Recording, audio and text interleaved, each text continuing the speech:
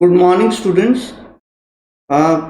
Today we are going to study about cloning vectors. In the initial lecture, we have talked about electrophorese, how to separate DNA fragments. Now let us talk about vectors. So let us start it off. Now, as you can see on the screen, cloning vectors. Now, vectors are extra chromosomal genetic material, or you can say genetic material in form of DNA, which are present inside the prokaryotes, even in some eukaryotic cells such as yeast. Now these vectors, they are the substance, or you can say tools, which are helpful in transferring DNA from one organism to the other organism. So, as I have already told you, DNA by itself cannot be transferred from one organism to the other organism. It needs a particular vector, because vector has origin of replication. Origin of replication ज़रूरी होती है, vectors में होती है, और पहले किसी भी डिजायर्ड डीएनए को वेक्टर्स में ही इंसर्ट किया जाता है. इसकी वजह यह है कि जो डिजायर्ड डीएनए है वो डिस्ट्रॉय नहीं होगा, और वेक्टर्स के साथ ही वो भी रेप्लिकेट होता रहेगा. नाउ मोर ओवर, कभी कभी वेक्टर्स जो हैं और भी बहुत इंपॉर्टेंट रोल प्ले करते हैं. उनके बारे में हम लोग डिटेल पढ़ेंगे.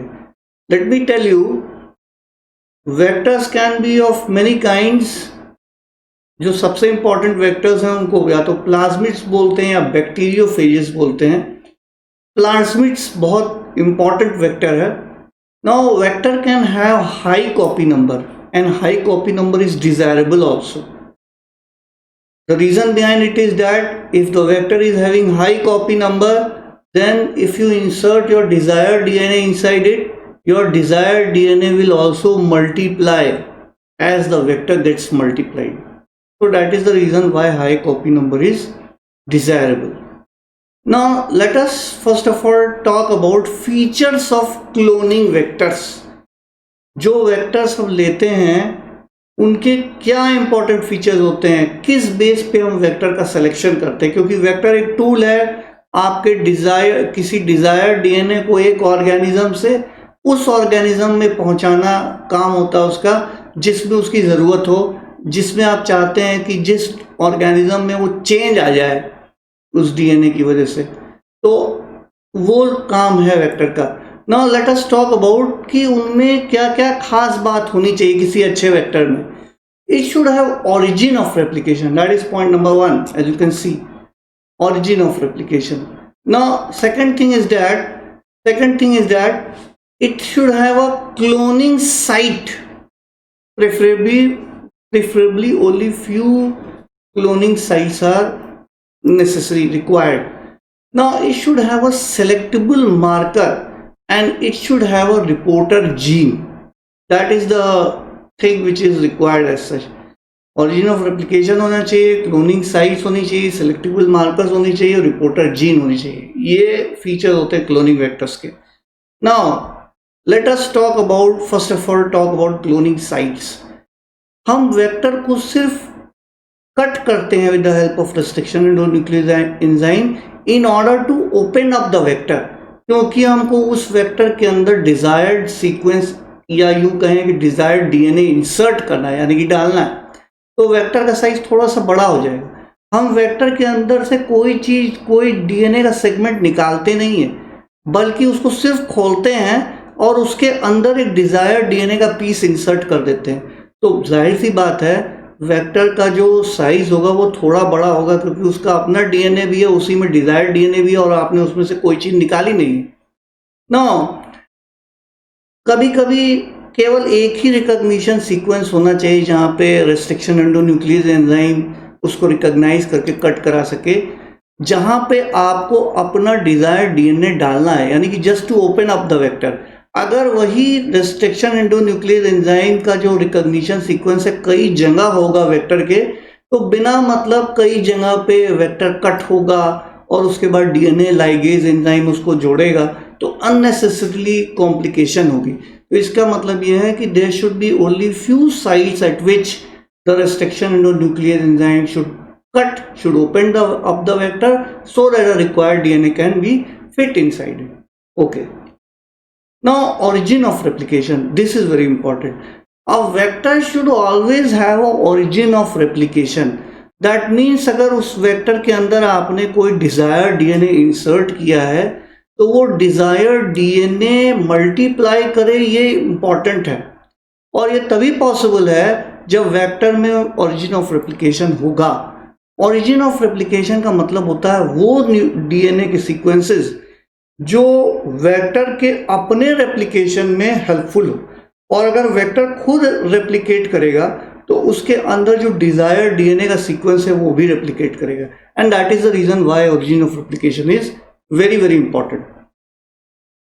Now vector should have a selectable marker. अभी हम आपको एक पिक्चर में दिखाएंगे, वेक्टर्स के पास सेलेक्टेबल मार्कर भी होना चाहिए। एनसीईआरटी की बुक में 2 सेलेक्टेबल मार्कर दिए हुए हैं, tetracycline resistant gene and ampicillin resistant gene.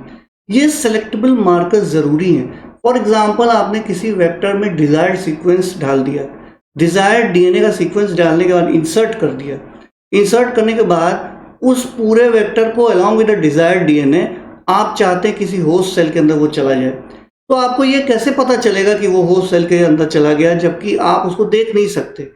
तो इसीलिए हम लोग 2 सेलेक्टेबल मार्कर लेते हैं। एक एम्पीसिलिन रेजिस्टेंट जीन प्रेजेंट होता है वेक्टर में और दूसरा होता है टेट्रासाइक्लिन रेजिस्टेंट जीन PBR322 में। तो एम्पीसिलिन रेजिस्टेंट जीन अगर ये पूरा वेक्टर अंदर चला गया है किसी होस्ट ऑर्गेनिज्म में, तो उस होस्ट ऑर्गेनिज्म को आप एंटीबायोटिक सोल्यूशन में डाल दो, एम्पीसिलिन एंटीबायोटिक सोल्यूशन में। If the host is able to grow and survive in ampicillin antibiotic solution, that proves that vector has come inside it, and that is called as transformation. कोई भी alien DNA किसी दूसरे organism में अगर enter कर जाता है, the process called as transformation. और यहाँ तो वेक्टर एंटर कर गया है किसी दूसरे ऑर्गेनिज्म में, तो बट नेचुरल उस प्रोसेस को हम बोलते हैं ट्रांसफॉर्मेशन। यानी कि हमें ये पता चल जाता है कि एक्चुअली होस्ट ऑर्गेनिज्म के अंदर जिसमें आप डिजायर्ड डीएनए डालने वाले थे with the help of vector, वो वेक्टर पहुंचा है। अब डिजायर्ड डीएनए उसके साथ पहुंचा है कि नहीं पहुंचा ये अलग बात है, लेकिन एटलीस्ट वेक्टर एंटर किया है। और अगर वेक्टर एंटर किया है तो ये प्रोबेबिलिटी है कि डिजायर्ड डीएनए भी उसके साथ आया होगा, and this process called as transformation. तो कई तरह के एंटीबायोटिक रेजिस्टेंट जीन्स हम लोग लेते हैं, जैसे कि PBR322 में हमने ऑलरेडी बताया हुआ एम्पीसिलिन लेते हैं हम लोग और टेट्रासाइक्लिन रेजिस्टेंट जीन लेते हैं।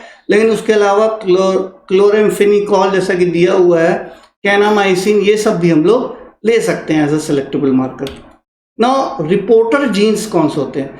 जैसे कि मान लीजिए किसी ऑर्गेनिज्म के अंदर आपका वेक्टर अंदर आ गया, आपको ये तो पता चल गया कि वेक्टर अंदर आ गया क्योंकि आपने उसमें एम्पीसिलिन सोल्यूशन डाला हुआ है और ऑर्गेनिज्म जो है वो ग्रो करा in presence of ampicillin solution. लेकिन ये पता नहीं लगा कि उसी वेक्टर के अंदर जो डिजायर्ड डीएनए आपने इंक्लूड किया है वो भी वेक्टर के साथ पहुंचा है कि नहीं पहुंचा। हो सकता है वो बाहर ही रह गया हो, सिर्फ वेक्टर अंदर आ गया हो दोबारा जुड़ के, और डिजायर्ड जो डीएनए पीस उसमें आपने इंसर्ट किया तो वो बाहर ही रह गया हो। तो ट्रांसफॉर्मेशन तो हो गया लेकिन रिकॉम्बिनेशन नहीं हुआ ऐसी कंडीशन में।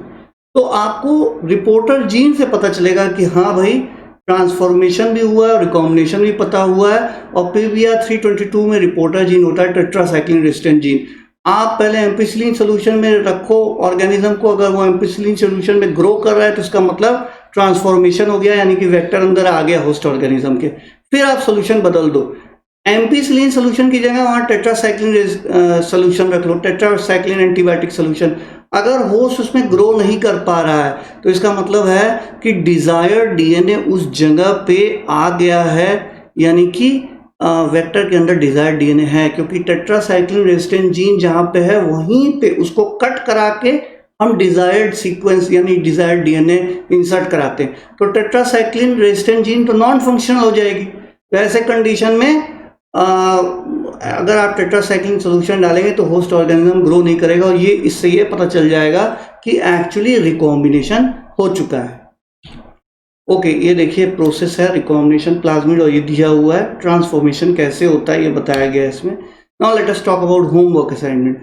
Name the important features present in a vector required for cloning purpose, तो हमने आपको ऑलरेडी बताया हुआ है। What are selectable markers, I have already told you. What is origin of replication, बताया हुआ है, it is very important. Origin of replication is required for the multiplication of any desired sequence जो उसमें insert किया हुआ vector में। What is transformation? Any type of DNA if it has enter inside the host organism, किसी भी दूसरे organism में, उस प्रोसेस को हम ट्रांसफॉर्मेशन कहते हैं। I hope you like my topic. Thank you very much.